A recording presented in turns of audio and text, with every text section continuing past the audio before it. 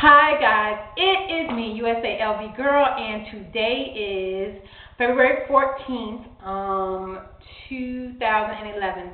It is Valentine's Day. Happy Valentine's Day, yay! Okay, today is not a regular update. Today is, remember I said I was going to start doing topics since I'm at goal. I'm still at goal. Okay, and today I'm going to talk about like my top 10 tips for weight loss, okay?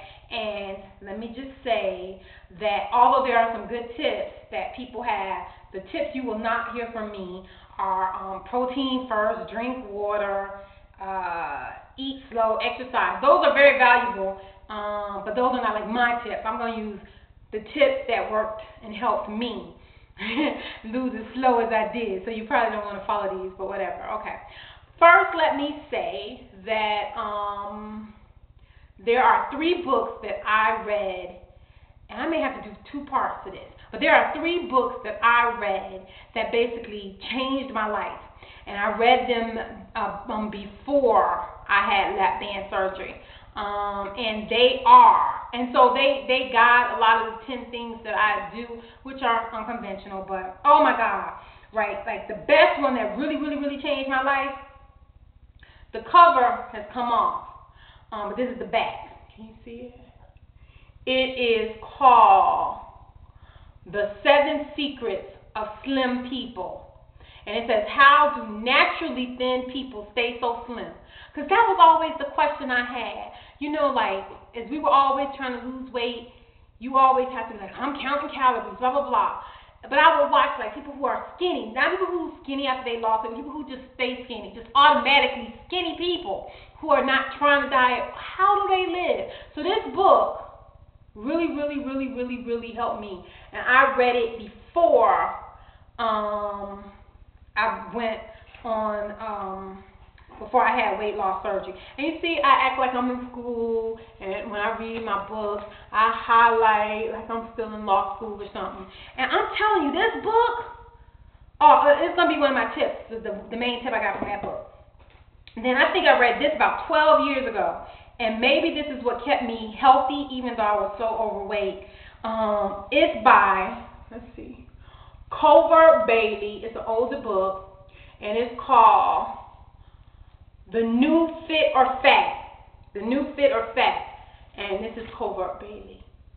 And it talks about like exercise. And oh my God, this was like really like, man, like one of my law school books. I got it all highlighted in different colors and written stuff in the margins. And I mean, all this stuff came back to me as I was getting ready to go, and then when I read it all together, like, look at this. Oh my God.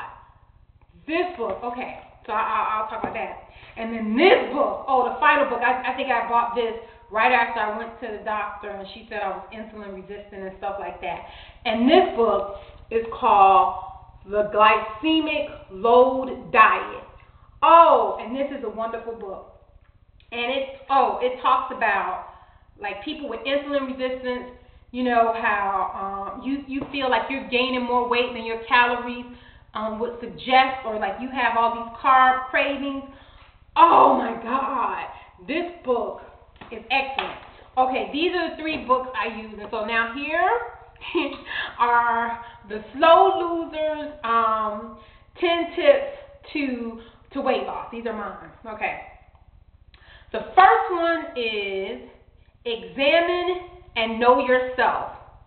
All right? So that means like know your excuses and what causes your problems and your basic nature. Okay. For instance, when I look at myself and I really examine myself and say, okay, you know, USALB girl, why did you stop before? Like if you were not losing, what made you stop with your diet and exercise? Or what makes you do well on a program? So I sat down and I had to examine myself. For instance, I know that I like instant gratification. And when you got 145 pounds to lose, you're not going to get instant gratification. So you got to do things to make yourself have instant gratification. So that's my first tip, is to sit down and examine yourself. what makes you tick, what throws you off course, what motivates you, and then use that for the rest of the way. Then the second, this is probably my favorite tip, right?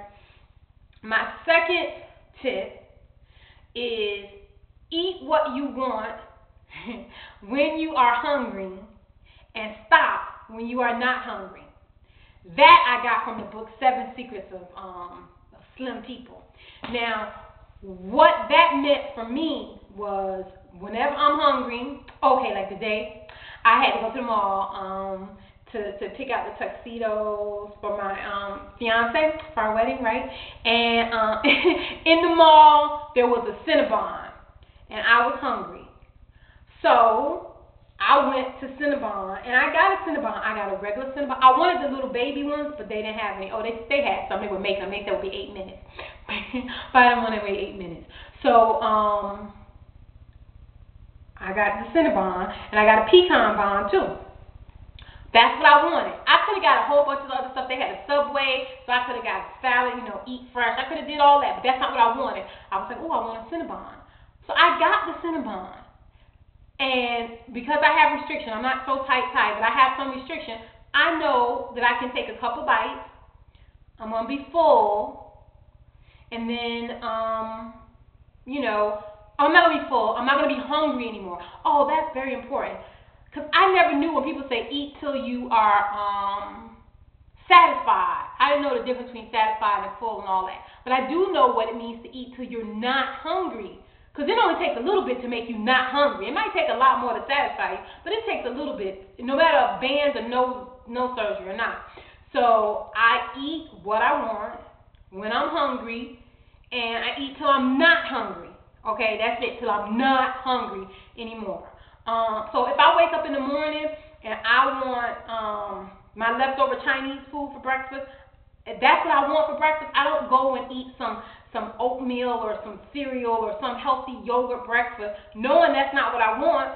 I eat what I want. So if it's breakfast food or dinner food or lunch, that's what I eat. And I just eat enough till I'm not hungry anymore.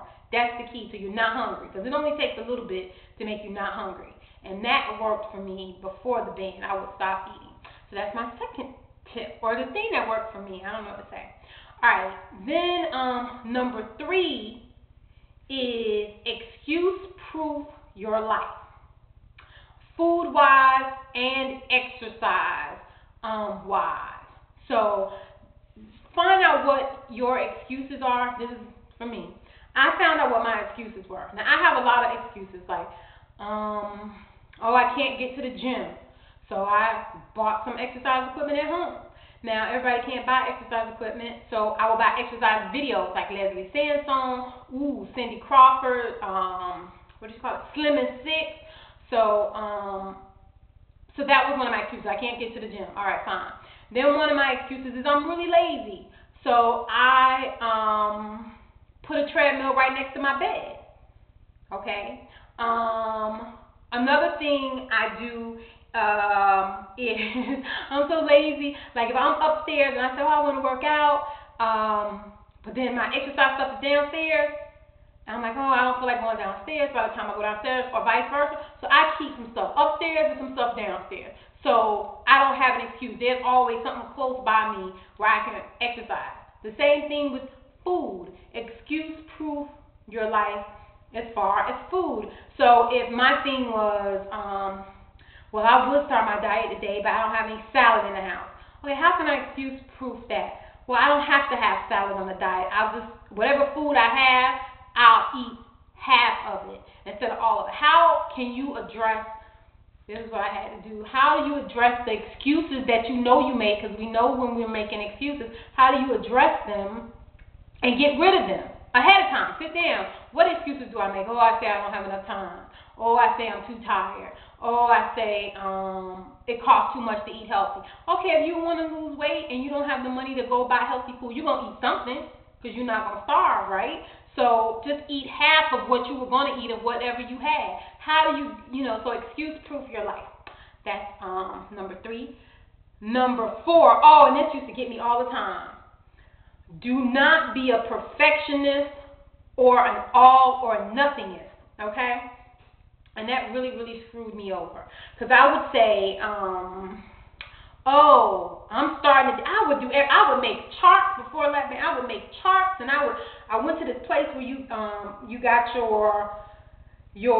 you know how much calories your body burns in a day. So I went to the place and they told me how many calories, and I said how many I had to lose in food and how many, and I made a chart and I analyzed and I did all this. Then if I would make one little mistake, if I would, like, somebody would have a birthday at work and I would eat a little piece of cake, I was like, oh well, I screwed it up for the day, so I'll start again tomorrow. And then since I messed up, I'm gonna go by the Chinese place, I'm gonna go by Burger King, I'm gonna do all this stuff. And so that was those were excuses, but I had all or nothing. And now with the band, if I say, like, oh, today will be a high protein day or something, and somebody has cake at work, I'll take some cake, and I'm like, okay, that's not a problem. And I won't be an all or nothing. It's like, oh, if the day I haven't have all my protein drinks in the refrigerator, I can't start on program, or if, oh, I didn't have a chance to do this, I can't start. Those are excuses, and you can start whatever you have. If all you have is a Snickers, if you were going to eat the whole Snickers, eat a third of the Snickers, and you can start your program today. And then if you weren't going to exercise, go up a flight of stairs, and you can do it. So don't be an all or nothing. Don't be like, I messed up lunch, so dinner I'm just going to eat what I want and forget the program because I messed up. And that keeps you going. And then so if you mess up and it's a Tuesday, then you're going to be like, oh, I'll start next Monday, and I'll start. And I did that so many times. And don't do that. So when I got to band, I stopped doing that. I accepted little, mistakes. I didn't even call them mistakes. I accepted life. Somebody was having a birthday party I didn't know, or I didn't have to be all or nothing. You can have balance. Okay. Number 5. Okay. Then I'll do this, and then I guess I'll make a part 2. All right. Number 5 is set your exercise and eating goals so low that you can't not meet them. So, like, you know how somebody says, and I used to do this with my chart. Like, if you say, I'm going to exercise an hour 6 days a week, and then you wouldn't exercise an hour, you'd exercise for 40 minutes, then you feel bad, or you couldn't, maybe you said you're going to do 2 workout sessions a day, and you only did 1, and so you feel bad, and then you get sort of back to that all or nothing, well, I didn't do that, so I'm not going to do it tomorrow, and all this. I would set my goals so low because I need to be gratified, I need to feel like I accomplished stuff, and I need to feel good about myself, so I would just set a goal so low that I knew I could meet it, and I feel good, and that would motivate me to do it the next day. So, for instance, I had 2 goals for exercise. Like, if I was going to work out on the treadmill, my goal would be, all right, just stand on the treadmill. Every day, make sure you stand on the treadmill. That was my goal. And if I did it, I was like, yeah, I did it today. I was successful, and that gave me motivation. But you know what? I would say 9 times out of 10, once I stood on the treadmill, you actually on the treadmill, I'm going to turn it on. And if I turn it on and start walking, I'm not going to walk for 15 seconds. Now, I might stop at 7 minutes or 8 minutes or 10 minutes, but it's better than if I didn't say that. If I made my goal 30 minutes and knew I didn't have the 30 minutes, I might not have even got on. So my goal would just be, just stand on the treadmill. And when I stood on the treadmill, I was like, I did it today. And then obviously I would turn it on. And even the days I didn't feel like it, I still counted that as a win. And it made me feel good and gave me motivation the next day. Or, like, if I didn't have a treadmill and I just had my exercise videos, I would have a goal to just play the video that day. That would be it. If I hit play, if I put the video in the DVD player and I hit play, I had reached my goal for the day. Well, inevitably, when I'm sitting there and I had it on play, I might just start moving with Lansley Sansone, she kick a leg. And then I don't think there was maybe one time that I didn't get up and do something with it. But if I would have said, okay, I'm going to do a 3-mile walk, I would have been like, oh, no, I'm not. So I set it so low because I needed to feel good about myself that that worked for me. Okay, those are my top 5. Then now I'm going to make a part 2 because I think my video might be a little too long. All right, these are unusual, but then these are the little kind of things that help keep me going. So, all right, 6 through 10 coming up. Bye.